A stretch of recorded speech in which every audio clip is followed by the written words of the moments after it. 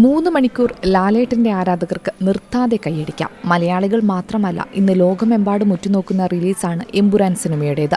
Mohanlal Prithviraj team ഒരുക്കുന്ന ചിത്രം സമൂഹ മാധ്യമങ്ങളിൽ ചർച്ചാ വിഷയമായി ഇപ്പോൾ തുടരുകയാണ്. റിലീസിന് 2 ആഴ്ച മാത്രം ബാക്കിയുള്ളപ്പോഴും കാര്യമായ പ്രൊമോഷനോ അപ്ഡേറ്റുകളോ ഇല്ലാതെ പോവുകയാണ് സിനിമയ്ക്ക്. മലയാളത്തിലെ ഏറ്റവും ചിലവേറിയ ചിത്രമായാണ് എമ്പുരാൻ ഒരുങ്ങുന്നത്. 6 രാജ്യങ്ങളിലായി 150 ദിവസത്തോളം നീണ്ടുനിന്ന ഷൂട്ടായിരുന്നു ചിത്രത്തിൻ്റേത്.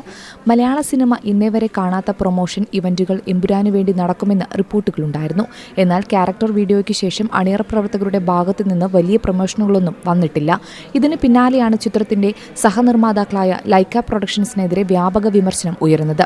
ലൈക്ക പ്രൊഡക്ഷൻസിന്റെ ബാനറിൽ അടുത്തിടെ റിലീസായ ചിത്രങ്ങളെല്ലാം ബോക്സ് ഓഫീസിൽ വലിയ പരാജയമായി മാറിയിരുന്നു. ഏറ്റവും ഒടുവിൽ പുറത്തിറങ്ങിയ വിടാമുയർച്ചയും പരാജയമായിരുന്നു. പക്ഷേ ലൈക്കയുടെ ഒരേയൊരു പിടിവള്ളിയായി എമ്പുരാൻ മാറുന്നതാണ് പിന്നീട് കണ്ടത്. എന്നാൽ ചിത്രത്തിന്റെ റിലീസ് അടുത്ത സമയത്ത് വലിയൊരു പ്രതിസന്ധിയാണ് ലൈക്കയ്ക്ക് നേരിടേണ്ടി വരുന്നതെന്നാണ് റിപ്പോർട്ടുകൾ പറയുന്നത്.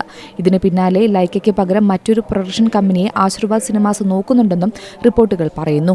ബോളിവുഡിലെ ലീഡിംഗ് കമ്പനിയായ യഷ്രാജ് ഫിലിംസിനെയും കന്നഡയിലെ 1-ാം നമ്പർ പ്രൊഡക്ഷൻ ഹൌസായ ഹോംബാലയെയും എമ്പുരാന്റെ അണിയറ പ്രവർത്തകർ കൊണ്ടുവരാൻ ശ്രമിക്കുന്നുണ്ടെന്നാണ് റിപ്പോർട്ടുകൾ പറയുന്നത്. ചിത്രത്തിന്റെ OTT റിലീസിനെ സംബന്ധിച്ചും ആശയക്കുഴപ്പം നിലനിൽക്കുന്നുണ്ടെന്നാണ് ചർച്ചകൾ.